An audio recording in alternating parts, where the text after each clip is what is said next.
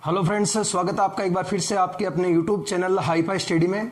और मैं engineer SK Rathore आप सबके साथ एक बार फिर से एक नए वीडियो के साथ पेश हुआ हूँ। देखो, आज जो अपने वीडियो बनाया है वो भारतीय या कोई भी राजस्थान भूगोल या विश्व भूगोल या भारतीय भूगोल से संबंधित नहीं है। आज जो वीडियो है वो बिल्कुल हट से है, ठीक है, मेरी सब्जेक्ट से बिल्कुल अलग है। जो है अपने भारतीय कॉन्स्टिट्यूशन के अंदर एक महत्वपूर्ण चैप्टर जिसका नाम क्या दोस्तों, प्रस्तावना। और इस प्रस्तावना को और किस नाम से पुकारते हैं, उद्देशिका। दोस्तों, आप सभी बचपन से ही पढ़ते आ रहे हो प्रस्तावना, यानी कि हर एक बुक के ऊपर जैसे ही आप फर्स्ट में आए थे, फर्स्ट के बाद में जैसे आप आगे वाली क्लासों के अंदर बढ़ते गए वैसे वैसे आपकी जो बुक्स थी उसके पीछे वाले पन्ने के ऊपर जो भारतीय संविधान का जो सबसे महत्वपूर्ण जो अंग होता है उसका नाम है प्रस्तावना या उद्देशिका। इसके रूप में आप बचपन से ही पढ़ते आ रहे हो दोस्तों। तो इस चैप्टर से संबंधित वर्तमान में कोई भी कॉम्पिटिटिव एग्जाम हो, वो रेलवे से लगा करके आईएएस तक सभी के अंदर क्वेश्चन निश्चित ही बनता है इससे, और बहुत ही अच्छा ऑब्जेक्टिव बनता है। इसको याद तो सब कर सकते हैं, ठीक है दोस्तों, याद तो सभी को होता है, लेकिन इसका जो मेन उद्देश्य क्या है, इसका जो स्वरूप क्या है, स्रोत क्या है, उन चीजों को समझना और यहां से जो समझना होता है दोस्तों, उसके जो ऑब्जेक्टिव को किस तरीके से आप सोल्व कर पाते हैं उसको मैं आज आपके सामने यहां पर खोल के रख दूंगा दोस्तों। वीडियो के साथ अंत तक बने रहना आप लोग, और आपको भी लगेगा कि संविधान भी सर पढ़ा सकते हैं और किस तरीके से पढ़ा सकते हैं, आज आपको इस वीडियो के माध्यम से पता चल जाएगा। तो दोस्तों स्टार्ट करते हैं आज अपने भारतीय संविधान का एक महत्वपूर्ण चैप्टर जिसका नाम होता है दोस्तों प्रस्तावना या उद्देशिका। सबसे पहले मैं आपको बता दूं दोस्तों कि प्रस्तावना होती क्या है, ठीक है ना। प्रस्तावना क्या होती है और इस प्रस्तावना को उद्देशिका क्यों कहते हैं, ठीक है ना। सभी को पता होना चाहिए प्रस्तावना है, प्रस्तावना क्या है, प्रस्तावना को क्या कहते हैं, उद्देशिका। तो दोस्तों प्रस्तावना को उद्देशिका इसलिए कहते हैं कि भारतीय, यहां पर ध्यान देना दोस्तों कि भारतीय संविधान, क्या दोस्तों, भारतीय संविधान के जो मूल आदर्श है, भारतीय संविधान के जो मूल आदर्श है, इन मूल आदर्शों को प्रस्तावना के माध्यम से, किसके माध्यम से दोस्तों, प्रस्तावना के माध्यम से संविधान में समाहित किया गया है। यानी कि आप मेरी इस लाइन से समझ चुके होंगे कि भारतीय संविधान के जो मूल आदर्श है, उन मूल आदर्शों को, यानी कि भारतीय संविधान जो आपका जो इंडियन पॉलिटिकल कॉन्स्टिट्यूशन है उसके जो मूल आदर्श है, उन मूल आदर्शों को प्रस्तावना के माध्यम से किसमें समाहित किया गया दोस्तों, संविधान में समाहित किया गया है। और साथ ही ध्यान रखना मेरे विद्वान साथियों, ये जो मूल आदर्श है, इन मूल आदर्शों को प्रस्तावना में, किसमें दोस्तों, प्रस्तावना में जो उल्लेखित शब्द है, उन प्रस्तावना में उल्लेखित शब्दों के माध्यम से संविधान में प्रस्तुत किया जाता है। और यही चीज दोस्तों क्या कहलाती है, अपनी तो प्रस्तावना कहलाती है। समझ रहे होंगे आप लोग कि प्रस्तावना क्या होती है। तो प्रस्तावना होती है कि भारतीय संविधान के जो मूल आदर्श है, उन मूल आदर्शों को प्रस्तावना के माध्यम से संविधान में समाहित किया गया है। और इन्हीं मूल आदर्शों को प्रस्तावना में उल्लेखित, जो शब्द प्रस्तावना के अंदर जिन शब्दों का प्रयोग किया गया है, उन शब्दों के तहत, यानी उन शब्दों के माध्यम से, इन प्रस्तावना के माध्यम से, प्रस्तावना में उल्लेखित शब्दों के माध्यम से इसे प्रस्तुत किया गया दोस्तों। ये चीज कहलाती है अपने दोस्तों, क्या कहलाती है अपने तो, प्रस्तावना। अब आपको पता होना चाहिए दोस्तों कि इसे उद्देशिका क्यों कहते हैं। तो सबसे पहले मैं आपके बात करता हूं दोस्तों संविधान सभा। किसकी बात करता हूं मेरे विद्वान साथियों, संविधान सभा। और संविधान सभा भी कौन सी दोस्तों, तो ये हुई थी अपने 13 दिसंबर 1946, यानी 13 दिसंबर 1946 के अंदर जो संविधान सभा हुई थी। इस संविधान सभा के अंदर ध्यान रखना मेरे विद्वान साथियों, पंडित जवाहरलाल नेहरू, कौन थे दोस्तों, पंडित जवाहरलाल नेहरू ने एक उद्देशिका प्रस्तुत की थी। क्या थी दोस्तों, उद्देशिका प्रस्तुत की थी। और इस उद्देशिका में इन्होंने प्रस्ताव रखा था कि भारतीय संविधान जो है, कौन सा दोस्तों, जो भारतीय संविधान है, उस भारतीय संविधान का किस प्रकार से हमको निर्माण करना है। और यही उद्देशिका संविधान के अंतिम चरण में प्रस्तावना के रूप में उभर करके आई, या इसे संविधान में जोड़ा गया। और इस उद्देशिका प्रस्तुत करने के कारण प्रस्तावना को दोस्तों बताओ किस नाम से पुकारते हैं, उद्देशिका कहते हैं। समझ गए होंगे आप मेरी बात। यानी कि मैं आपको कह रहा हूं कि इसे उद्देशिका क्यों कहते हैं। तो भारतीय संविधान सभा हुई थी और ये संविधान सभा भी कब हुई थी दोस्तों, 13 दिसंबर 1946। इस 13 दिसंबर 1946 के अंदर जो संविधान सभा हुई थी उसमें पंडित जवाहरलाल नेहरू ने, कौन थे दोस्तों, पंडित जवाहरलाल नेहरू ने एक उद्देशिका रखी थी, प्रस्तुत या पेश की थी, जिसमें रखा था, एक प्रस्ताव रखा था कि जो भारतीय संविधान है उस भारतीय संविधान का निर्माण किस प्रकार से किया जाना है। और ये उद्देशिका रखने के कारण या प्रस्ताव रखने के कारण इसे प्रस्तावना या दोस्तों किस नाम से पुकारते हैं, उद्देशिका कहा जाता है।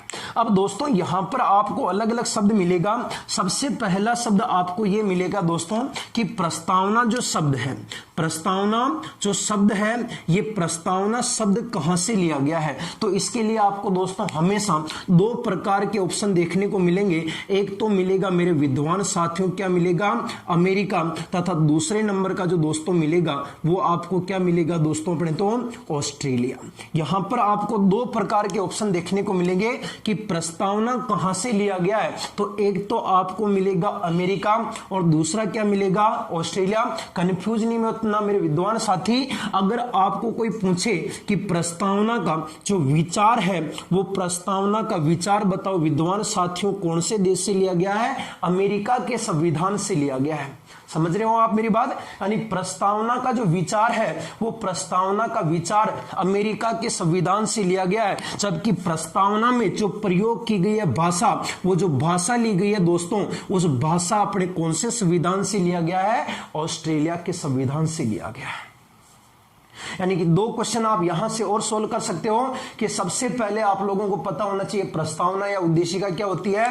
तो प्रस्तावना या उद्देशिका होती है दोस्तों कि भारतीय संविधान की जो मूल आदर्श है, भारतीय संविधान के जो मूल आदर्श है, उन आदर्शों को प्रस्तावना के माध्यम से संविधान में समाहित करना होता है और उन मूल आदर्शों को प्रस्तावना में उल्लेखित शब्दों के माध्यम से प्रस्तुत किया जाता है। उसे क्या कहते हैं दोस्तों, प्रस्तावना कहते हैं। और आपको साथ साथ में ध्यान रखना है कि संविधान जो सभा हुई थी वो कब हुई थी, 13 दिसंबर 1946। इस 13 दिसंबर 1946 के अंदर इस संविधान सभा में पंडित जवाहरलाल नेहरू, कौन थे दोस्तों, पंडित जवाहरलाल नेहरू ने एक उद्देशिका रखी थी और उस उद्देशिका में यह उद्देशिका पेश की थी और उसमें यह कहा गया था कि भारतीय संविधान का जो निर्माण होगा वो किस तरीके से होगा।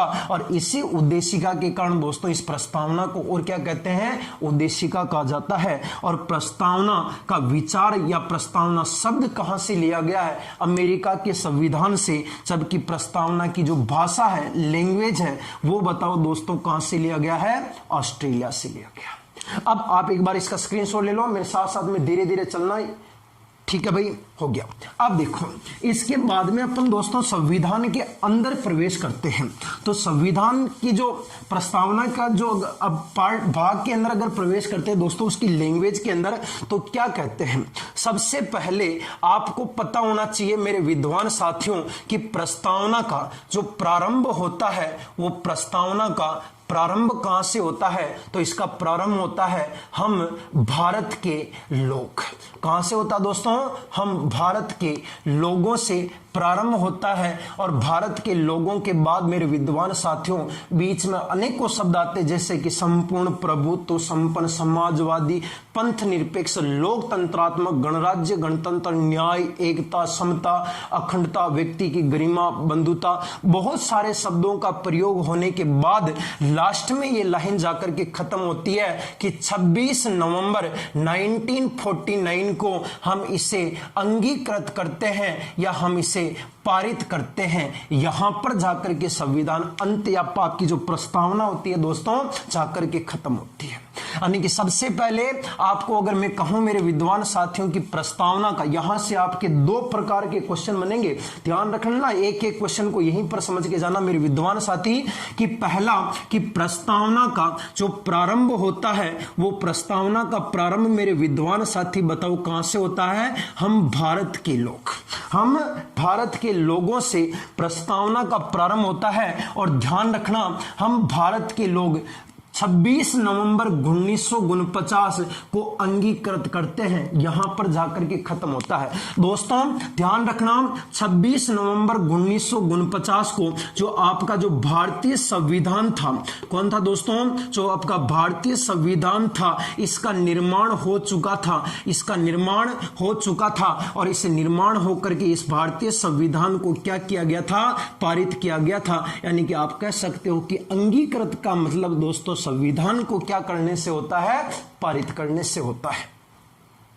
समझ रहे हो आप मेरी बात। यानी कि 26 नवंबर 1949 यानी कि भारतीय संविधान जिस दिन पारित हुआ था या बनकर के तैयार हुआ था, या प्रस्तावना का जो अंतिम चरण है, इसे आप प्रस्तावना का भी अंतिम चरण कह सकते हो ना। इस प्रस्तावना का अंतिम चरण यानी 26 नवंबर 1949 को जो भारतीय संविधान का निर्माण हो चुका था और इसे पारित किया गया था। इस पारित करना यानी अंगीकृत का मतलब होता दोस्तों, इससे क्या करना होता है, पारित करना। और यह पारित कब हुआ था, 26 नवंबर 1949 को, जबकि इसका प्रारंभ कहां से होता है, हम भारत के लोगों से प्रारंभ होता है। यहां से आप दो प्रश्न आसानी से निकाल सकते हो कि प्रस्तावना का प्रारंभ कहां से होता है, हम भारत के लोग। प्रस्तावना का अंत कहां पर होता है, इसे अंगीकृत किया जाता है या 26 नवंबर 1949।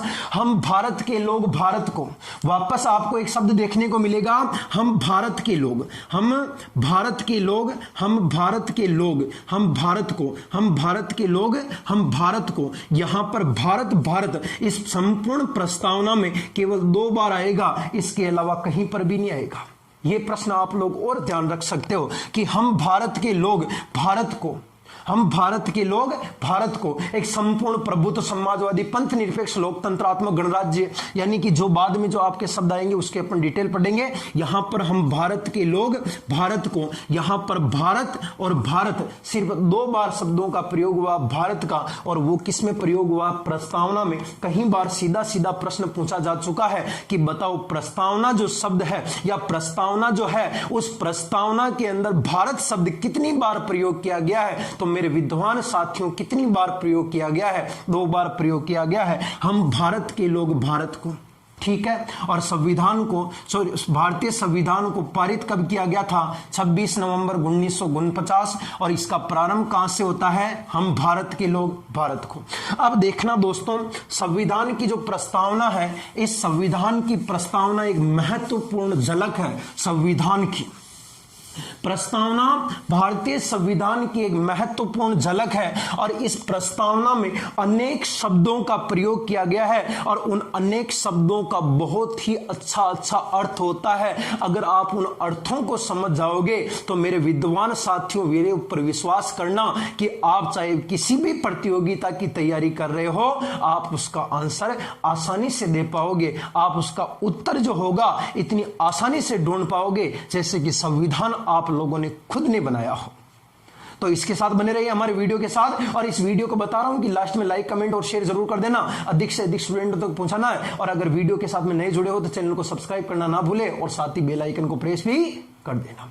तो दोस्तों यहां पर जो प्रस्तावना है, इस प्रस्तावना के अंदर बहुत सारे शब्दों का प्रयोग हुआ है। इन प्रस्तावना के जो शब्द है उसको मैं मूल रूप से 3 पक्षों में बांट करके आपके साथ में पढ़ सकता हूं। मैं इसको 3 पक्षों में बांट सकता हूं। संविधान का जो मेन जो शब्द है उनको मैं 3 पक्षों में बांट रहा हूं। पहला पक्ष क्या होगा, पहला पक्ष मेरे विद्वान साथी ध्यान रखना, पहला जो पक्ष होगा वो क्या होगा, तो वो होगा संविधान के स्रोत क्या है, यानी कि प्रस्तावना के माध्यम से आपको वो संविधान का स्रोत बताना चाह रहा है कि प्रस्तावना में संविधान का स्रोत क्या है। इस चीज को भी पूछेगा वो।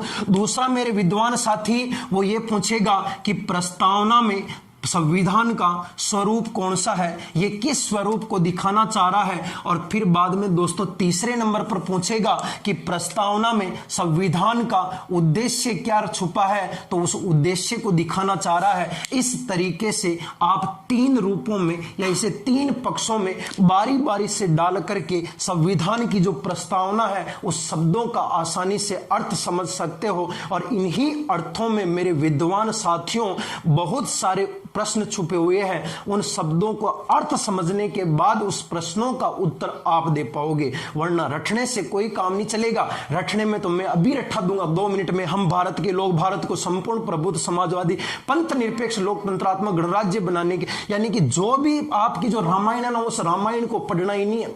कोई कंपटीशन में आपको यह नहीं पूछेगा कि प्रस्तावना का पैराग्राफ लिखो, प्रस्तावना की संक्षिप्त व्याख्या करो, आपको यह नहीं पूछेगा। वो थ्योरेटिकल वाले जमाने गए, कॉलेज तक ही सीमित है। अब आप प्रतियोगिता परीक्षाओं की तैयारी कर रहे हो, यहां पर एक एक शब्द का मीनिंग आपको पता होना चाहिए, एक एक शब्द में किस तरीके का अर्थ छुपा है, उस अर्थ को पकड़ना होगा, तब जाकर के आप भारतीय संविधान की जो प्रस्तावना या उद्देशिका है उसके आंसर आप टिक कर पाओगे। तो दोस्तों देखना, सबसे पहले यहां पर जो प्रस्तावना के जो 3 पक्षों में बांटा, संविधान के स्रोत क्या है, इसका स्वरूप क्या है और इनके उद्देश्य क्या है। कई बार सीधे सीधे पूछ सकता है कि प्रस्तावना में संविधान का कौन से शब्द का उद्देश्य नहीं है, तो आपको उद्देश्य वाले शब्द कौन कौन से, स्वरूप के कौन कौन से, स्रोत के कौन कौन से ध्यान रखना पड़ेगा। ठीक है दोस्तों, अब स्टार्ट करते हैं। सबसे पहले संविधान के स्रोत क्या है प्रस्तावना में, तो संविधान का स्रोत है दोस्तों कि हम भारत के लोग, हम भारत के लोग, ये यहां पर सबसे पहले आपको ध्यान रखना मेरे विद्वान साथियों। ये जो पहली लाइन प्रयोग की गई है, हम भारत के लोग, बोलो एक बार, हम भारत के लोग। भारत के लोगों से तात्पर्य दोस्तों यहां पर कवि कहना चाह रहा है भारत की जनता के बारे में। किसके बारे में? भारत की जनता के बारे में, यानी कि हम भारत के लोग, यानी भारत की किसको दिखाना चाह रहा है? जनता को। यह कहना चाह रहा है कि जो भारत की जो जनता है या भारतीय जनता है, वो भारतीय जनता ही एक ऐसी शक्ति है, एक ऐसी शक्ति है जो किसे शक्ति प्रदान करती है मेरे विद्वान साथियों? यह संविधान को शक्ति प्रदान करती है, शक्ति प्रदान करती है। भारत की जनता ही एक ऐसी शक्ति है जो भारतीय संविधान को शक्ति प्रदान करती है, और वही संविधान फिर वापस दोस्तों वही संविधान एक महाशक्ति बन जाता है, और एक महाशक्ति बनकर के भारत की जो प्रशासनिक अर्थव्यवस्था है या भारत की जो प्रशासनिक अर्थव्यवस्था दोस्तों, उस प्रशासनिक अर्थव्यवस्था को व्यवस्थित करता है, अर्थव्यवस्था को व्यवस्थित करता है। यह चीज कहता है दोस्तों अपने भारतीय संविधान का जो स्रोत है, भारत के लोग। हम भारत के लोग यानी कि भारत की जनता, ये कहना चाहता है इस संविधान के स्रोत में। समझना मेरी लाइन को दोस्तों कि हम भारत के लोग यानी भारत की जनता, यानी भारतीय जनता एक ऐसी शक्ति है, भारतीय जनता एक ऐसी शक्ति है जो भारतीय संविधान को भी क्या प्रदान करती है? शक्ति प्रदान करती है। यानी संविधान को भी शक्ति किससे मिलती है? भारत की जनता से मिलती है। ध्यान रखना, कई बार प्रश्न पूछा गया है कि भारतीय संविधान को शक्ति कहां से मिलती है? भारत की जनता से मिलती है। फिर वह शक्ति बन जाती है, संविधान इतनी बड़ी शक्ति बन जाता है कि भारत में चलने वाली जितनी भी प्रशासनिक अर्थव्यवस्था होती है उसको एक व्यवस्थित तरीके से चलाती है। वही चीज दोस्तों अपने क्या कहलाती है? भारतीय संविधान कहलाती है। यानी कि आप लोगों को प्रश्न पूछेगा सबसे पहला कि यह बताओ कि भारतीय संविधान या प्रस्तावना में संविधान का स्रोत क्या छुपा है? तो हम भारत के लोग, यानी हम भारत के लोगों से तात्पर्य है दोस्तों भारत की जनता।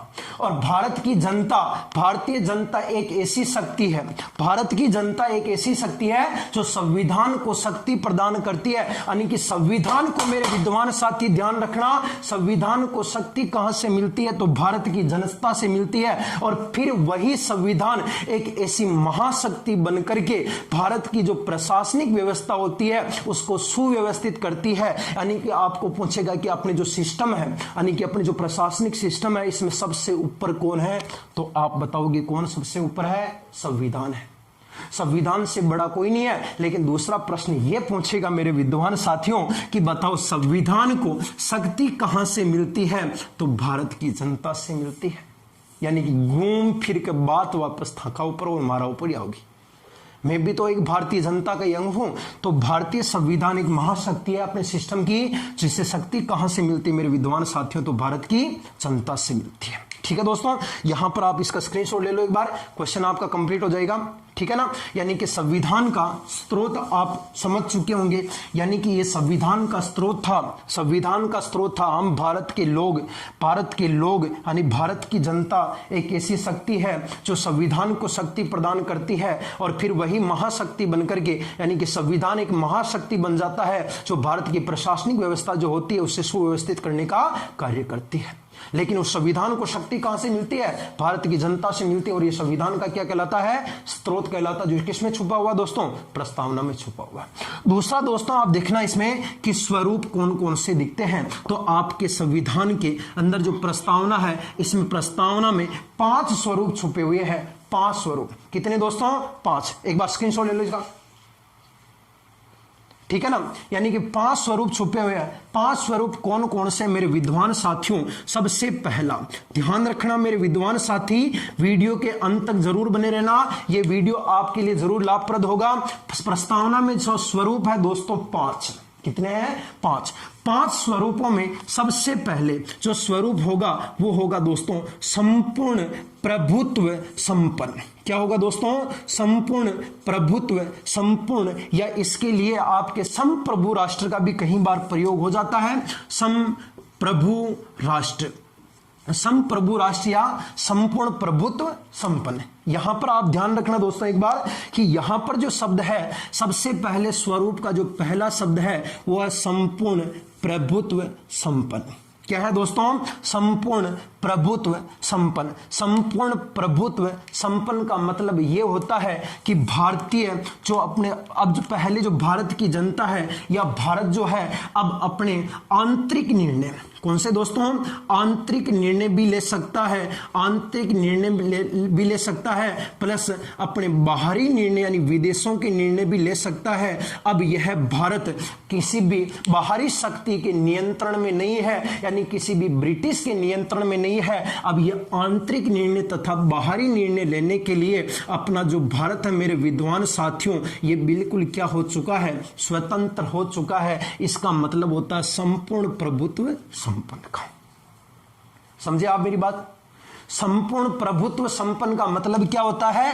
संपूर्ण प्रभुत्व संपन्न। बोलो एक बार, संपूर्ण प्रभुत्व संपन्न। इसका मतलब यह होता है कि भारत अब बिल्कुल क्या है? स्वतंत्र है, किसी भी बाहरी शक्ति के नियंत्रण में नहीं है। अब भारत अपने आंतरिक निर्णय भी ले सकता है और अपने बाह्य निर्णय भी ले सकता है। अब इसको किसी की हस्तक्षेप की जरूरत नहीं पड़ेगी, इसके किसी की मदद की जरूरत नहीं पड़ेगी, या कोई भी इसमें हस्तक्षेप, बाहरी शक्ति हस्तक्षेप नहीं कर सकती है, क्योंकि अब भारत बिल्कुल क्या हो चुका है? स्वतंत्र हो चुका है। यह बात इस शब्द में छुपी हुई है दोस्तों, संपूर्ण प्रभुत्व संपन्न में।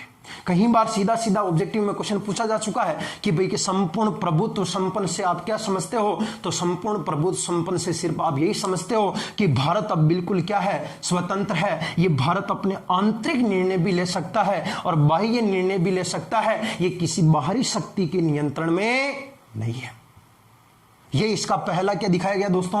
स्वरूप दिखाया गया। दूसरे नंबर का आप लोगों को कोई पूछेगा, साथ ही साथ नोट करते जाना मेरे विद्वान साथी। इसको मैं इस तरीके से सजा के नहीं लिख रहा हूं, ये मेरा पढ़ाने का तरीका है, मेरा समझाने का तरीका है इस तरीके से, वरना मैं आपको लिख देता किसी भी प्रकार से कि हम भारत के लोग, भारत को संपूर्ण प्रभुत्व समाजवादी पंथ निरपेक्ष पूरा का पूरा बोर्ड भर देता, लेकिन उससे कोई समझ में नहीं आता।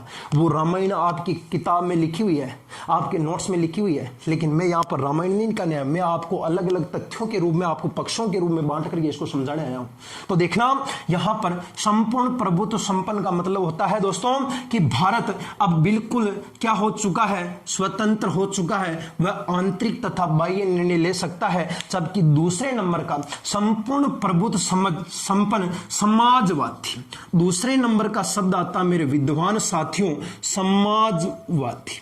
वाह वाह वाह वाह, कितना अच्छा प्रश्न है। समाजवादी, समाजवादी जैसे शब्दों का प्रयोग हुआ है अपने भारतीय संविधान में। हमें गर्व होता है कि मैं इस धरती पर जन्म लिया है। मैंने मेरे विद्वान साथियों, वंदे मातरम, जय हिंद, वंदे मातरम। मेरे विद्वान साथियों, समाजवादी जैसे शब्दों का प्रयोग अपने राष्ट्र के प्रस्तावना में प्रयोग किया गया है। ये बहुत ही गर्व की बात है। समाजवादी का मतलब होता है दोस्तों, समानता को इंगित करता है। ये साफ साफ दिखाता है सामाजिक समानता को। इस समाजवादी को समझने से पहले अपन को थोड़ा यूरोप में चलना पड़ेगा।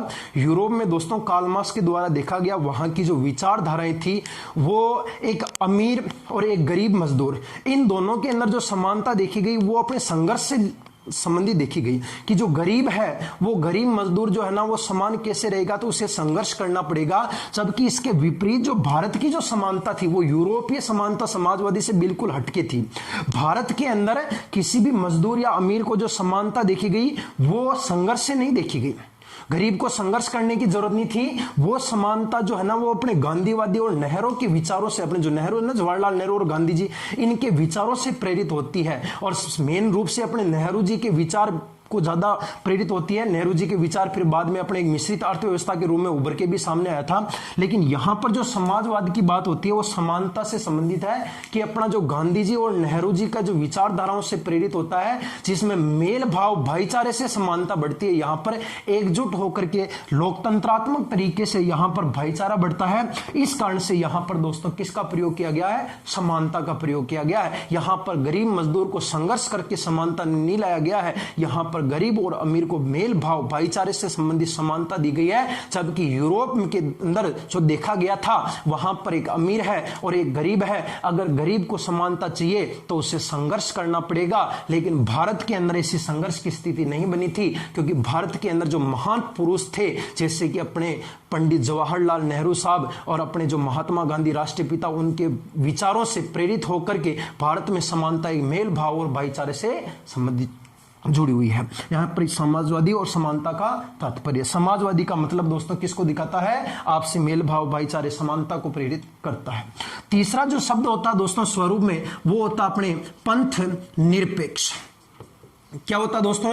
पंथ निरपेक्ष। बहुत अच्छा शब्द है, पंथ निरपेक्ष। इस पंथ निरपेक्ष भारत एक ऐसा राष्ट्र है जहां पर इस शब्द का प्रयोग किया दोस्तों, पंथ निरपेक्ष। हा, कितना शानदार शब्द है मेरे विद्वान साथियों। पंथ निरपेक्ष जैसे शब्दों का प्रयोग इस राष्ट्र के लिए प्रयोग हुआ है। इस पंथ निरपेक्ष का मतलब पसीना पसीना हो रहा हूं, आप लोग सिर्फ पढ़ते रहना, बैठे बैठे पसीना मैं हो रहा हूं, मैं बुआ रहा हूं पसीना आप लोगों के लिए, ठीक है ना। तो यहां पर पंथ निरपेक्ष जैसे शब्द का जो प्रयोग हुआ है, यह कहना चाह रहा है कि पंथ निरपेक्षता का मतलब होगा कि भारत का अपना कोई धर्म नहीं होगा, यानी भारत का अपना कोई धर्म नहीं होगा, या भारत के किसी भी राज्य का कोई धर्म नहीं होगा। ये किसी भी धर्म से संबंधित बात बताना चाह रहा है कि यहां पर कोई धर्म से संबंधित बात नहीं की है कि भारत में केवल हिंदू रह सकता है या भारत में केवल मुस्लिम रह सकता है, भारत में कोई सिख ईसाई जैन रह सकता है। यहां पर किसी भी धर्म को विशेष नहीं माना गया। यहां सभी धर्मों को समानता दी गई है। इसीलिए यहां पर समाजवादी शब्द का प्रयोग किया गया है, मेल भाव भाईचारे का। पंथ निरपेक्ष का मतलब होता है कि किसी भी धर्म विशेष यहां पर बात नहीं की गई है, चाहे वो अपना किसी भी कोई भी भारत हो, संपूर्ण भारत में कहीं पर भी नहीं की है वो। आप चाहे आप लोग अपने जो 28 राज्य है, 8 केंद्र शासित प्रदेश है, किसी में भी जाके देख लेना, किसी भी धर्म से संबंधित बात नहीं की है। क्या आप राजस्थान में रहते हो, राजस्थान का ये धर्म है क्या कि यहां पर केवल राजस्थान के अंदर आप हिंदू ही रह सकते हो? नहीं रह सकते हो।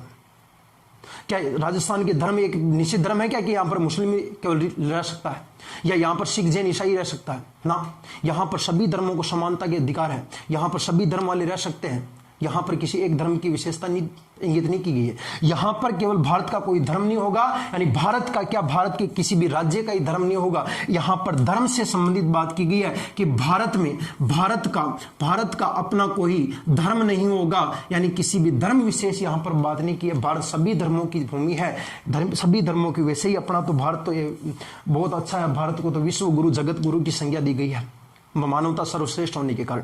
तो दोस्तों यहां पर 3 स्वरूपों के अंदर 5 शब्दों का प्रयोग हुआ है, जिसमें पहला था अपने संपूर्ण प्रभुत्व संपन्न। इसका मतलब होता है कि भारत अब बिल्कुल भी क्या हो चुका है, स्वतंत्र हो चुका है। और समाजवादी का मतलब होता है दोस्तों यहां पर सामाजिक समानता को दिखाया गया है। और तीसरा होता पंथ निरपेक्षता, और इस पंथ निरपेक्षता से आप समझते हो कि भारत के किसी भी राज्य का क्या नहीं होगा, कोई भी धर्म नहीं होगा।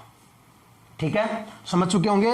अब अगला जो शब्द मिलता है मेरे विद्वान साथियों, वो मिलता है यहां पर लोकतंत्रात्मक। हा, कितने अच्छे शब्द का प्रयोग हुआ है यहां पर, लोकतंत्रात्मक जैसे शब्दों का प्रयोग हुआ है। ये लोकतंत्रात्मक मेरे भारतीय संविधान की एक महत्वपूर्ण विशेषता है, जहां पर इस शब्द का प्रयोग हुआ है, इस शब्द का प्रयोग हुआ है। ऐसे शासन व्यवस्था, लोकतंत्रात्मक का मतलब समझता है इब्राहिम लिंकन साहब का आप लोगों ने स्टेटमेंट सुना होगा कि जनता के लिए, जनता के द्वारा, जनता का शासन, वही कहलाता है अपने संविधान कहलाता है, या प्रशासन संविधान कहलाता, यानी कि ऐसा लोकतंत्रात्मक का मतलब होता है कि ऐसी शासन व्यवस्था। दोस्तों लोकतंत्रात्मक का मतलब होता है ऐसी शासन व्यवस्था जो जनता के द्वारा जानी जाती है, यानी जनता के लिए जानी जाती है। ऐसी शासन व्यवस्था जो जनता के लिए जानी जाती है वो चीज कहलाती है दोस्तों लोकतंत्रात्मक कहलाती है। ये किसी भी एक व्यक्ति विशेष नहीं जानी जाती है,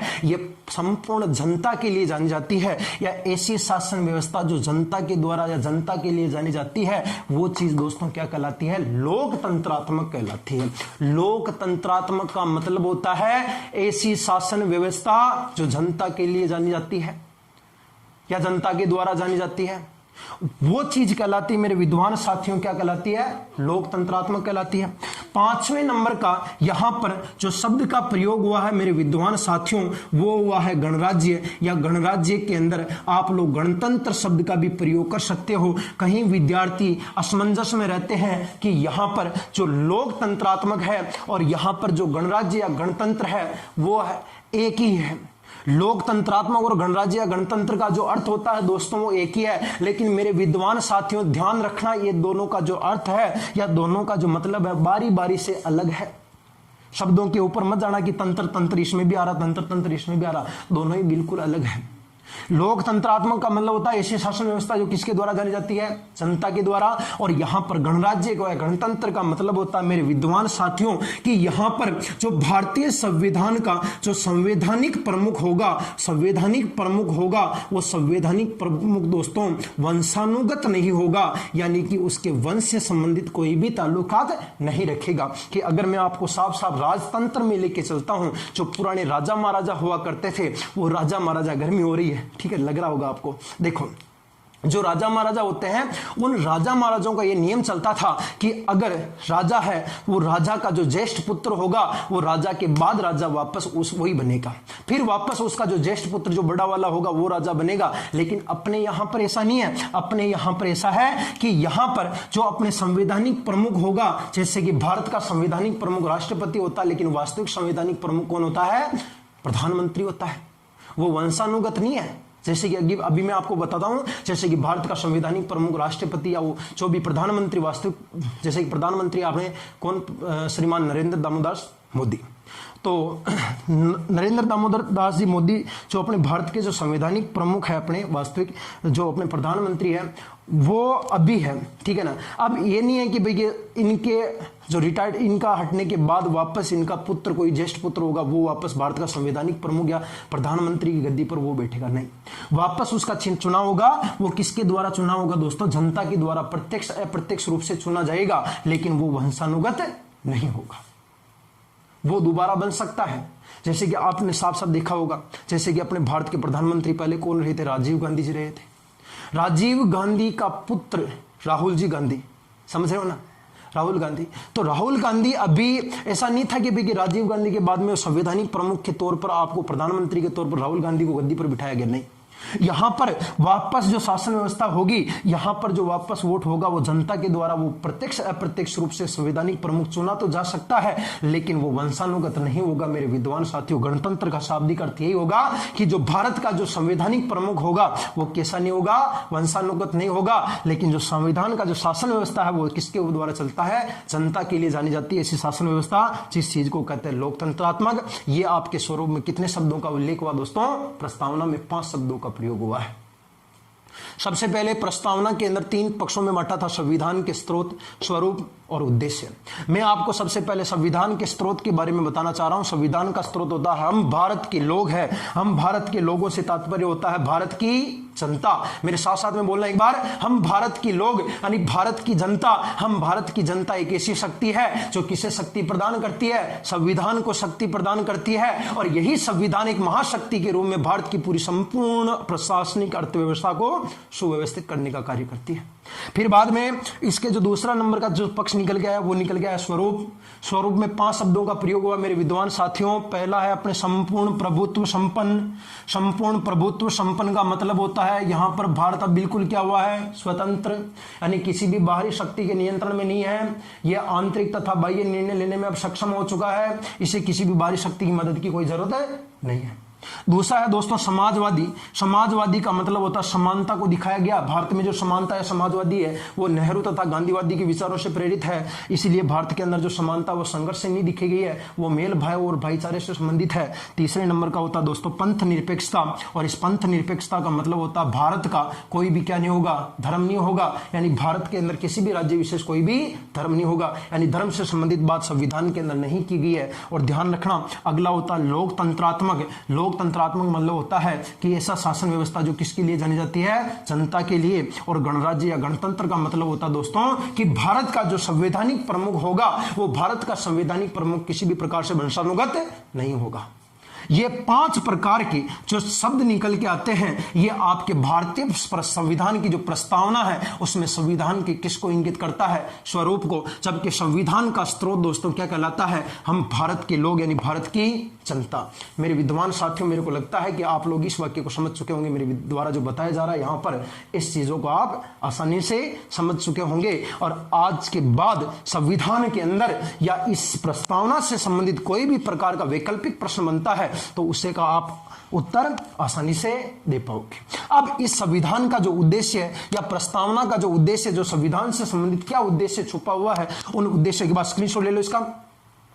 उस उद्देश्य के बारे में पढ़ेंगे मेरे विद्वान साथियों कि यहां पर इसका उद्देश्य क्या छुपा है। तो यहां पर देखना मेरे विद्वान साथियों, सबसे पहला उद्देश्य क्या छुपा है इसमें। उद्देश्य मेरे विद्वान साथियों 6 उद्देश्य छुपे हुए हैं। आज मैं आपको 6 उद्देश्य बारी बारी से बताऊंगा। सबसे पहले इसमें उद्देश्य न्याय की बात की गई है मेरे विद्वान साथियों। किसकी बात की गई है, न्याय की। और न्याय भी कितने क्षेत्रों में की गई है, 3 क्षेत्रों में की गई है।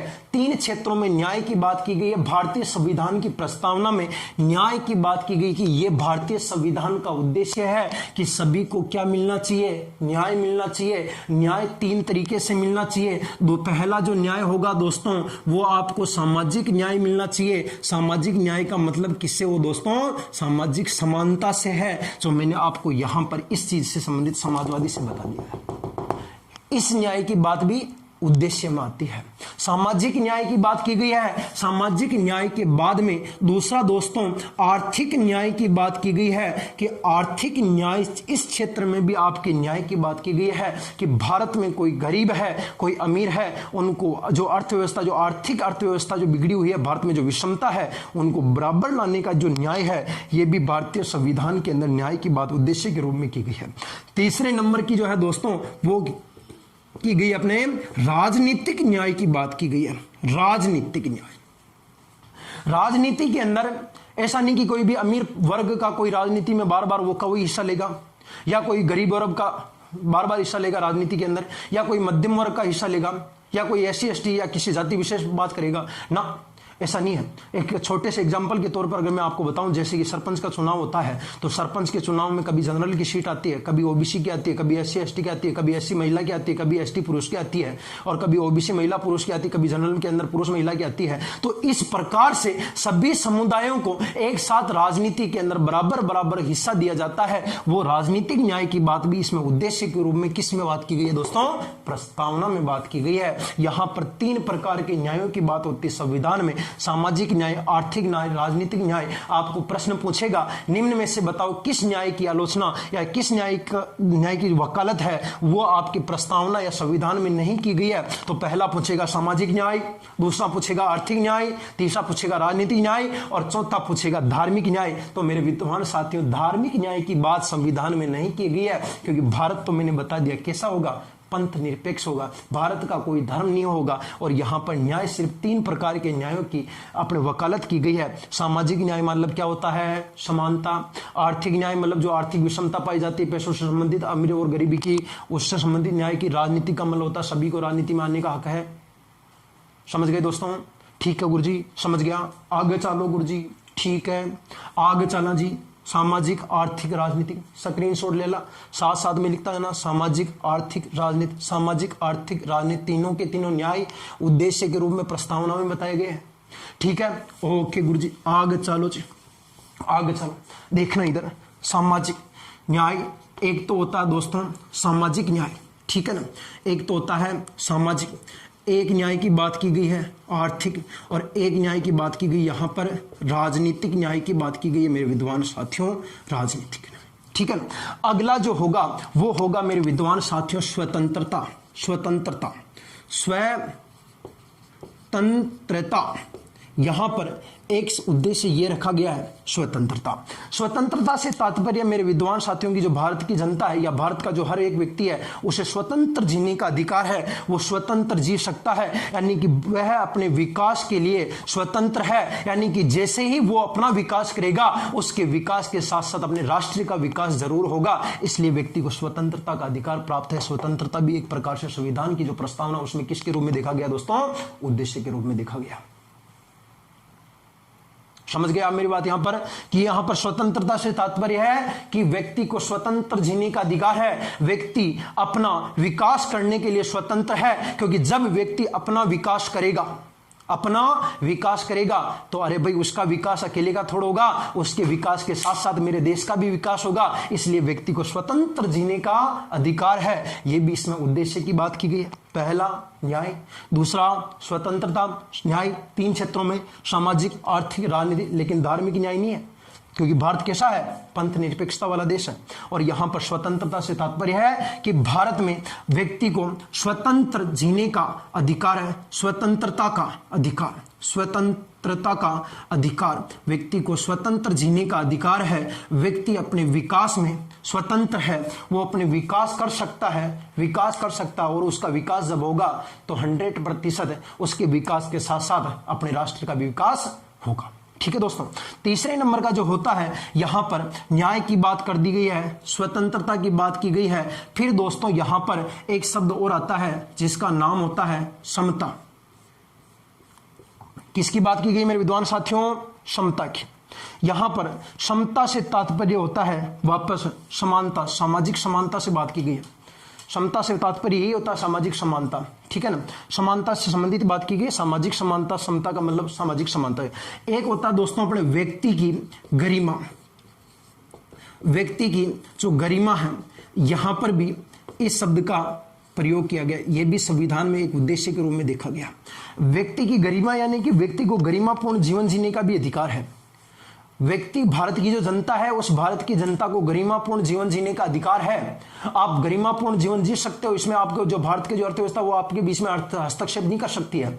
आप व्यक्ति को गरिमापूर्ण जीवन जीने का अधिकार है। आपको मैं भारत के जो मौलिक अधिकार पढ़ाऊंगा उसमें अनुच्छेद 21 के तहत व्यक्ति की गरिमा को भारतीय संविधान के अंदर जगह दी गई है।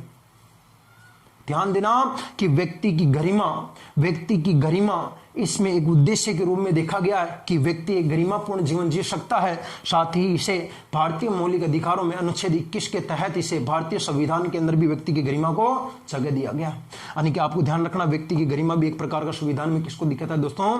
उद्देश्य को दिखाता है। फिर बाद में अगला दोस्तों एक मिलता है कि राष्ट्र की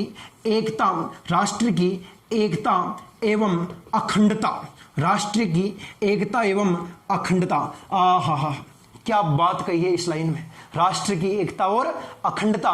इस राष्ट्र की एकता और अखंडता से तात्पर्य मेरे विद्वान साथियों कि राष्ट्र में अनेक विविधताओं में एकता वाला देश है। भारत अनेक विविधताओं में एकता वाला देश है। जैसे कि मैं कहूं, भाषा के आधार पर, धर्म के आधार पर और स्वरूप के आधार पर और भौगोलिक विशेषताओं के आधार पर तो भी इतनी सारी एकता पाई जाती है, विविधता पाई जाती है, तो भी उसमें एकता और क्या पाई जाती है?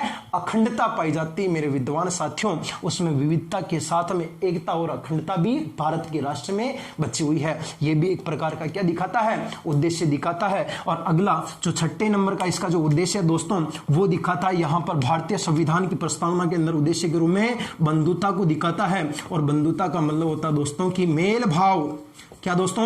मेल भाव या भाईचारे को दिखाता है कि जो भारत की जनता है उसमें आज भी लोग मेल भाव और भाईचारे के साथ अपना जीवन व्यतीत करते हैं। यह भी एक भारतीय संविधान में किसको इंगित करता है? उद्देश्य को। तो मेरे विद्वान साथियों, प्रस्तावना के अंदर 6 शब्दों से उद्देश्य निकल के आते हैं। पहला न्याय, दूसरा स्वतंत्रता, तीसरा समता, चौथा व्यक्ति की गरिमा, पांचवा राष्ट्र की एकता एवं अखंडता और छठा बंधुता। न्याय 3 क्षेत्रों में, सामाजिक, आर्थिक और राजनीतिक। स्वतंत्रता का मतलब व्यक्ति को स्वतंत्र जीने का अधिकार है, अपना खुद का विकास कर सकता है, जिससे अपने राष्ट्र का भी विकास होगा।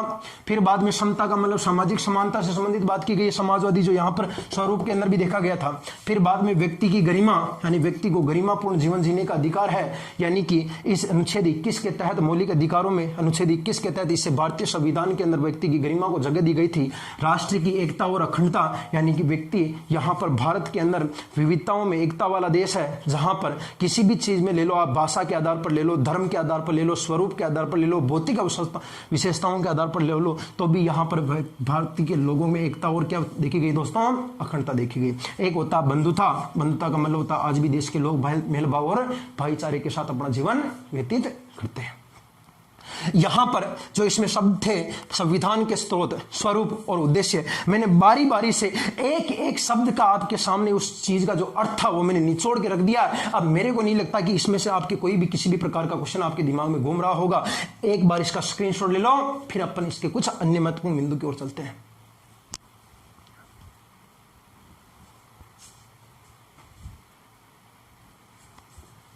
ठीक है दोस्तों, हो गया। ओके सर,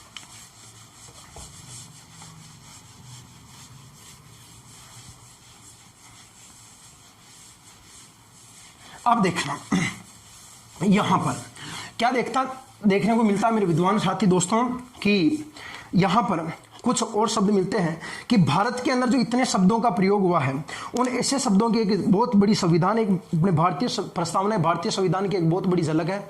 बहुत सारे शब्दों का प्रयोग हुआ यहाँ पर, लेकिन इसी के साथ दोस्तों कुछ जो संविधानवादी लोग थे, जो उन्होंने कुछ भारतीय संविधान के लिए कुछ स्टेटमेंट दिए थे, उन स्टेटमेंट को आप आज ध्यान रखना थोड़ा सा। जैसे कि पहला एक व्यक्ति था जिसका नाम था मेरे विद्वान साथियों N.A. पालकीवाला। वाह वाह वाह जी, पालकीवाला, वाह। बताओ दोस्तों, व्यक्ति का नाम क्या था? N.A. पालकीवाला। इस N.A. पालकीवाला ने कहा था कि जो आपकी प्रस्तावना है, क्या है दोस्तों? प्रस्तावना है, वो भारतीय संविधान का क्या है दोस्तों? एक प्रकार से परिचय पत्र है। ये भारतीय संविधान का जो परिचय पत्र प्रस्तावना को बताया था, वो बताओ किस व्यक्ति ने बताया था? N.A. पालकीवाला ने बताया था। पालकीवाला, वो जय पालकीवाला, जय कन्हैया लाल की वो वाला पालकीवाला नहीं है। व्यक्ति का नाम है N.A. पालकीवाला। बोलो मेरे साथ एक बार, N.A. पालकीवाला।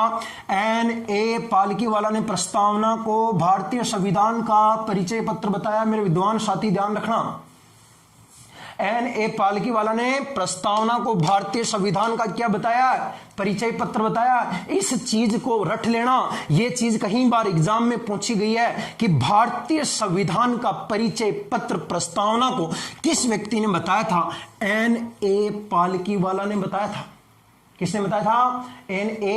पालकीवाला ने। दूसरा आपको यह मिलेगा कि एक व्यक्ति था जिसका नाम था अल्लादी। क्या नाम था दोस्तों? अल्लादी कृष्णा स्वामी अय्यर। अल्लादी कृष्णा स्वामी अय्यर, वाज अय्यर अय्यर स्वामी, ठीक।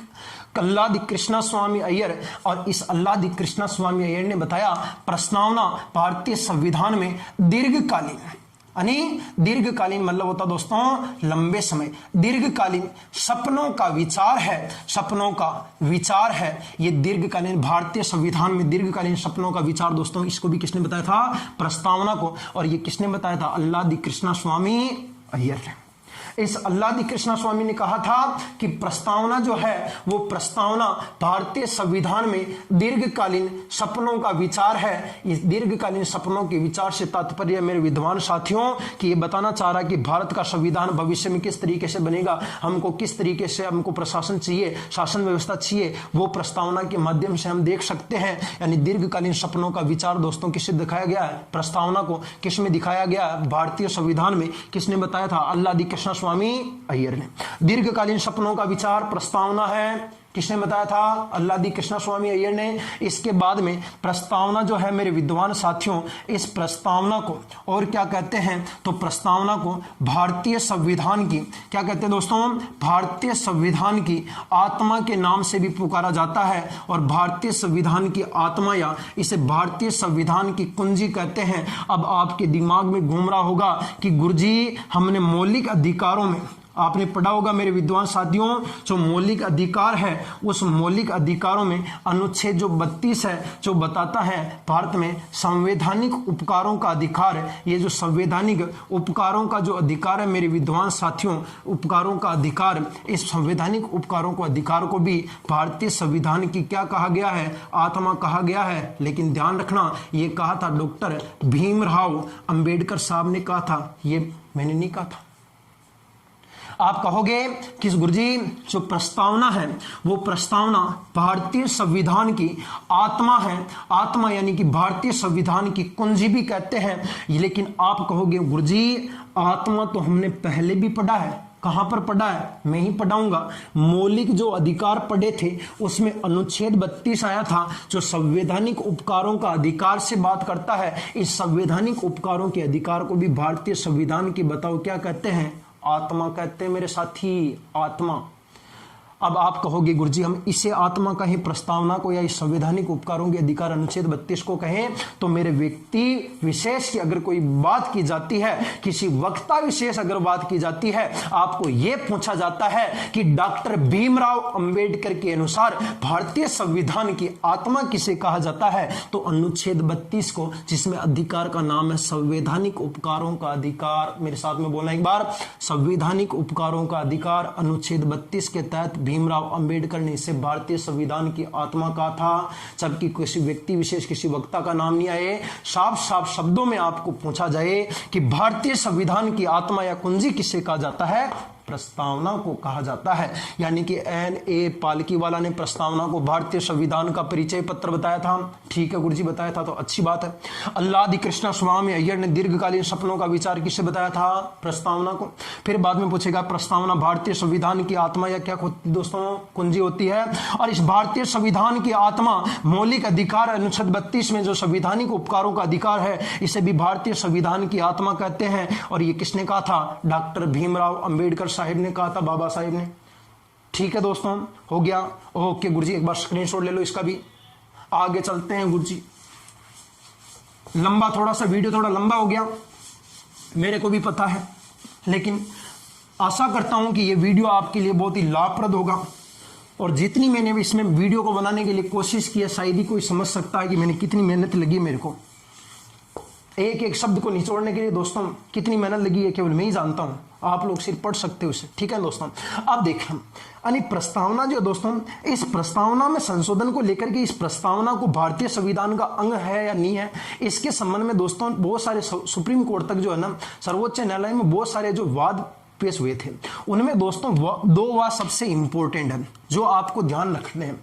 दो वाद आपको सबसे इंपॉर्टेंट मेरे विद्वान साथियों, जिसका नाम ध्यान रखें। सबसे पहले बेरूबारीवाद, बेरूबारीवाद जो दोस्तों 1960 के अंदर सर्वोच्च न्यायालय में पेश हुआ था। इस जो बेरूबारीवाद जो था दोस्तों, इस वाद में बताया गया था, सुप्रीम कोर्ट का जो निर्णय आया था, उस सुप्रीम कोर्ट का यह निर्णय आया था कि प्रस्तावना जो है, कौन है दोस्तों, प्रस्तावना जो है, ये प्रस्तावना भारतीय संविधान जो है उस भारतीय संविधान का अंग नहीं है, अंग नहीं है।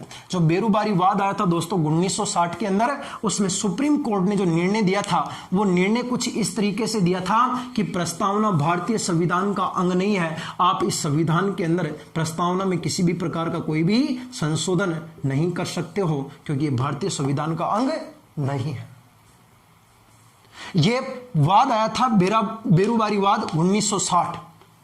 इस वाद को आप रट लेना, किस वाद के अंदर निर्णय आया था कि भाई आप ये भारतीय संविधान का अंग नहीं है, तो आप सीधा सीधा बताओगे कि बेरूबारीवाद 1960 के अंदर जो निर्णय आया था, प्रस्तावना भारतीय संविधान का अंग नहीं है, वो आया था दोस्तों संविधान के लिए आप संशोधन भी नहीं कर सकते हो। लेकिन दोस्तों मेरे विद्वान साथी ध्यान रखना, एक वाद और आया था इसके कुछ सालों बाद में, जिसका नाम था दोस्तों केशवानंद भारती, केशवानंद भारती बनाम केरल राज्यवाद, केशवानंद भारती बनाम केरल राज्यवाद, यह आया था 1973 के अंदर। केशवानंद भारती बनाम केरल राज्यवाद 1973, और इस वाद में जो सुप्रीम कोर्ट था अपने निर्णय को पलट दिया, और निर्णय को पलट करके इसने कहा कि भारतीय के अंदर जो प्रस्तावना संविधान की, ये प्रस्तावना मेरे विद्वान साथियों ध्यान देना, ये प्रस्तावना भारतीय संविधान का, भारतीय जो संविधान है, इस भारतीय संविधान का एक महत्वपूर्ण अंग है, एक महत्वपूर्ण अंग है। आप इसमें क्या कर सकते हो, संशोधन कर सकते हो, संशोधन कर सकते हो, लेकिन संशोधन कर सकते हो, लेकिन इसका जो मूल ढांचा है, उस मूल ढांचा को आप बदले नहीं सकते हो। मूल ढांचा में किसी भी प्रकार का परिवर्तन नहीं कर सकते हो। वो जो मूल ढांचा है वो तो रहेगा, अगर उसमें किसी भी प्रकार के शब्दों को और समावेश करना है, अगर जोड़ना है तो आप जोड़ सकते हो, लेकिन उसका मूल ढांचे को परिवर्तन नहीं कर सकते हो। पहले जो शब्द जुड़े हैं उनको आप किसी भी प्रकार से हटा नहीं सकते हो, उसमें आप नए शब्दों का प्रयोग कर सकते हो। यह आया था दोस्तों केशवानंद भारती बनाम केरल राज्यवाद। बोलो एक बार मेरे साथ में, केशवानंद भारती बनाम केरल राज्यवाद 1973 में आया था। केशवानंद भारती बनाम केरल राज्यवाद 1973 में आया था, और उसका निर्णय आया था कि प्रस्तावना भारतीय संविधान का एक महत्वपूर्ण अंग है, इसमें आप संशोधन कर सकते हो, लेकिन आप मूल ढांचे को किसी भी प्रकार से परिवर्तन नहीं कर सकते हो। और इसी के तहत दोस्तों 1973 में आया था बेरूबारीवाद 1960 में निर्णय आया था कि प्रस्तावना भारतीय संविधान का अंग नहीं है, आप इसमें किसी भी प्रकार का संशोधन नहीं कर सकते हो। लेकिन केशवानंद भारती बनाम केरल राज्यवाद 1973 में आया था, और उसका निर्णय था मेरे विद्वान साथी कि प्रस्तावना जो है वो भारतीय संविधान का एक महत्वपूर्ण अंग है, पहले में अंग नहीं है, संशोधन नहीं कर सकते हो। 1960 बेरूबारीवाद। दूसरा केशवानंद भारती बनाम केरल राज्यवाद 1973, और यह निर्णय आया कि प्रस्तावना भारतीय संविधान का एक महत्वपूर्ण अंग है, संशोधन कर सकते हो, लेकिन आप इसके मूल ढांचे को परिवर्तित नहीं कर सकते हो, आप इसमें नए शब्दों का प्रयोग कर सकते हो। इसीलिए मेरे विद्वान साथी ध्यान रखना, संविधान संशोधन हुआ था प्रस्तावना के लिए, एकमात्र संविधान संशोधन हुआ है अब तक। और ध्यान रखना वो संविधान संशोधन कब हुआ था मेरे विद्वान साथियों, 42वां संविधान संशोधन हुआ था। और कब हुआ था गुरुजी, 1976 में हुआ था। और इस 42वें संविधान संशोधन 1976 किसके लिए हुआ था, तो यह प्रस्तावना के लिए हुआ था मेरे विद्वान विद्वान साथियों, प्रस्तावना के लिए हुआ था संशोधन, एकमात्र प्रस्तावना के लिए संशोधन 42वां 1976 में हुआ था। और इसके तहत इसमें 3 शब्दों को और जोड़ा गया था प्रस्तावना में, और वो 3 शब्द आपको किसी भी कंडीशन में ध्यान रखने हैं। सबसे पहले समाजवादी शब्द का प्रयोग हुआ था, समाजवादी शब्द। दूसरा पंथ निरपेक्षता, पंथ निरपेक्ष शब्द और जोड़ा था। और तीसरा शब्द जुड़ा था दोस्तों अखंडता। इन तीनों शब्द पहले वाले मूल संविधान में नहीं थे। मूल संविधान के बाद किन 3 शब्दों को और जोड़ा गया? तो समाजवादी, पंथ निरपेक्ष और अखंडता। बोले एक बार, समाजवादी, पंथ निरपेक्ष और अखंडता। ये संविधान संशोधन 42वां 1976 में हुआ था। 3 शब्द जुड़े थे, समाजवादी, पंथ निरपेक्ष और अखंडता। और इसके बाद केशवानंद भारती बनाम केरल राज्यवाद के बाद यह संविधान 3 सालों के बाद हुआ था संशोधन। जैसे कि बेराबुरीवाद 1960, बेरुबारीवाद 1960 निर्णय दिया था प्रस्तावना भारतीय संविधान का अंग नहीं है, संशोधन नहीं कर सकते हो। लेकिन दूसरा स्टेटमेंट आया केशवानंद भारती बनाम केरल राज्यवाद 1973 और निर्णय दिया था भारत प्रस्तावना भारतीय संविधान का महत्वपूर्ण अंग है, संशोधन कर सकते हो, लेकिन मूल ढांचे में परिवर्तन नहीं कर सकते हो, आप इसमें नए शब्दों को जोड़ सकते हो। तो फिर संशोधन किया गया, एकमात्र संशोधन हुआ था। संविधान संशोधन बहुत सारे हुए हैं, लेकिन एकमात्र प्रस्तावना के लिए जो संविधान संशोधन हुआ था मेरे साथी, वो ध्यान रखना, वो अपने 42वां संविधान संशोधन 1976 को हुआ था। 3 शब्दों को जोड़ा गया, समाजवादी, पंथ निरपेक्ष और अखंडता। एक बार स्क्रीनशॉट ले लो इसका। तो दोस्तों, ये आपके साथ में संविधान की जो महत्वपूर्ण चैप्टर था प्रस्तावना, उस प्रस्तावनाओं को मैंने अपने द्वारा एक सरल तरीके से पढ़ाने का प्रयास किया है। मेरे को आशा है, उम्मीद है आपसे कि आपको ये वीडियो जरूर पसंद आएगा। आप किसी भी प्रकार का आप मन में संकोच मत करना कि सर कौन सा सब्जेक्ट पढ़ा रहे हैं। मेरे ऊपर विश्वास करना दोस्तों, मैं कोई भी सब्जेक्ट पढ़ाऊं, लेकिन उस सब्जेक्ट को ऐसा निचोड़ के रख दूंगा कि आप लोगों को भी लगेगा कि एक बार तो कि भाई अपना अच्छे से पढ़ रहे हैं, हाई पास स्टडी पर आए, कहीं गलत जगह पर नहीं आए आप लोग, ठीक है ना। और जीके आपको पूरा मैं पढ़ाऊंगा, कोई नहीं पढ़ाएगा जीके। आज भी मैं कहता हूं, अगर आपको पसंद नहीं आता तो वापस अनसब्सक्राइब कर देना चैनल को और आज से मत देखना। और अगर पसंद आता है तो इस चैनल को सब्सक्राइब करके जरूर जाना आप लोग, और बेल आइकन को प्रेस भी करना। और मैं आपको बता रहा हूं सबसे इंपॉर्टेंट बात कि टेस्ट स्टार्ट हो चुका है सुबह 8 बजे और शाम को 8 बजे। रोजाना जो टॉपिक पढ़ाए जाते हैं वो यहां पर आपको रोजाना क्विज के माध्यम से टेस्ट लिया जाता है। सुबह 8 बजे, शाम को 8 बजे टेलीग्राम के ऊपर हाईपाई स्टडी का ऑनलाइन टेस्ट ग्रुप बना हुआ है, और इसका लिंक हमारे वीडियो के डिस्क्रिप्शन में दे रखा है। जो विद्यार्थी अभी तक टेस्ट के लिए टेलीग्राम से नहीं जुड़े हैं, वो वहां पर लिंक पर जाकर के टेलीग्राम से जुड़ सकते हैं। बार बार विद्यार्थियों को यही कमेंट आते हैं कि सर हमारे तो टेलीग्राम पर पेज नॉट वैलिड साइन आ रहा, नहीं हो रहा सर, हम तो वो आपके टेलीग्राम आपके डाउनलोड नहीं है, या आपके टेलीग्राम आईडी नहीं है। आप टेलीग्राम डाउनलोड करें प्ले स्टोर से, आईडी बनाएं, हमारे ग्रुप से जुड़े, अधिक से अधिक विद्यार्थियों को जुड़े। बहुत मेहनत कर रही है हमारी टीम, इतनी मेहनत कर रही है कि हम यहां पर बैठे बैठे, आप सोच रहे होंगे गुरुजी को पैसे दे रहे हैं हम, ठीक है ना, पैसा कोई नहीं दे रहा। हमारा सिर्फ यही है, हमारा मकसद कि लॉकडाउन में बैठे बैठे उन विद्यार्थियों तक ऑनलाइन क्लासें पहुंचा सके जो विद्यार्थी अभी तक हमसे नहीं जुड़े, या जो हमसे ऑफलाइन में जुड़े हुए थे उनका कोर्स बीच में अटक चुका है, और भर्तियां सिर पर भूतों की तरह मंडराने लगी। मौत मंडराती है ना, जिस तरीके से भर्तियां आपके सिर पर मंडरा रही है। किसी भी भर्ती को ले लो, रीट ले लो, कांस्टेबल ले लो, पटवार ले लो, जीडी ले लो, आप लोग किसी भी प्रकार की कोई भी भर्ती देख लो, सिर पर मौत बनकर के मंडरा रही, कहीं भी आ सकती है। भर्ती प्रक्रिया कभी भी संपूर्ण हो, कभी भी एग्जाम की डेट फाइनल हो सकती है। तो मेरे विद्वान साथियों, हाईपाई स्टडी के साथ बने रहना और अधिक से अधिक विद्यार्थियों तक इस वीडियो को शेयर करना, इस वीडियो का गर्दा उड़ा देना, गर्दा। और जितने भी विद्यार्थी देख रहे हैं वीडियो को लाइक करके जरूर जाना, और वीडियो को कमेंट करना कि आपको भारतीय संविधान की जो प्रस्तावना है, ये प्रस्तावना आपको कैसी लगी जो मेरे द्वारा बनाया गया है। दोस्तों बने रहिए हमारे चैनल हाईपाई स्टडी के साथ, और मैं इंजीनियर एसके राठौड़ हमेशा आपके लिए इसी भी तरह के जोश भरा वीडियो बनाता रहूंगा। मिलते हैं अगले वीडियो में।